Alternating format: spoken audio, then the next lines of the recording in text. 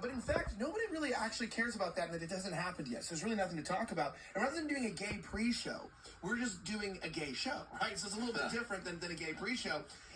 Welcoming to the studio, not for the first time. The last time we saw each other, I think we were in Australia, right?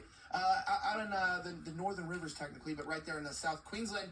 Chris Coveries, one of the most amazing journalists. He's essentially done what you've seen a lot of people do here by exposing what was going on during COVID and all the insanity, but he did it in Australia. So a lot of that stuff you guys have seen about the camps and the arrests and the crazy stuff, that was him documenting it, and he's been arrested. He's been ostracized for that. Chris, why don't you introduce yourself? That was a little bit of an intro. It's so happy to have you back on the show. Yeah, it's great to be here. Things are way different than a year ago. Way different than a year ago last time we saw each other. You're back in the US.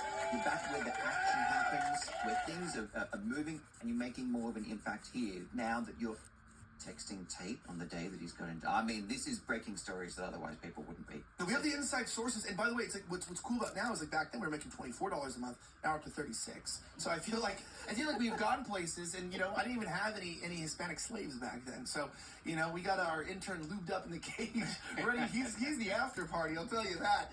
Anyway, to my left, we have one of my co-hosts for today and producer Michael Hennessy of Snowflake_News. How are you doing tonight? Doing good, brother. Doing good. Excited for the show today. You got a lot of impactful information coming out, so I'm glad to have Chris here as well. So looking forward to a good show, and I'm glad the intern's tied up. So yeah, I love it. And of course, in the back, the man behind the curtain, it is the Wizard of Oz himself, Mike Mendoza of the Mendoza Report on MikeMendozaReport.com _Mike Mendoza Report. Click the tab, the Mendoza Report, under Mike. Click author Mike Mendoza, and you can read the Mendoza Report. Welcome back to the show, Mike Mendoza of the Mike Mendoza Report. Thank you. It's great to be back. Thank you. Thank you. You keep trying. Thank you.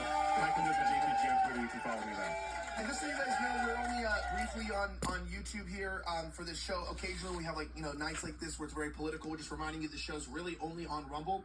So you can find it only at rumble.com. You can find it also at censor.tv. Use promo code offensive to join. Yes, we are there still. I know you might have heard a lot of things, but spoken to the CEO, and we're still there, so that's good news. And also you can follow me if you want to join and you want to know what's going on. You're tired of the bullshit. You never know where my shows are. Just join the locals. Just join the locals. ElijahSchaefer.locals.com. All right, we got to jump into the top story for today because we can get into the address. We will watch the address. But this is pretty crazy breaking news.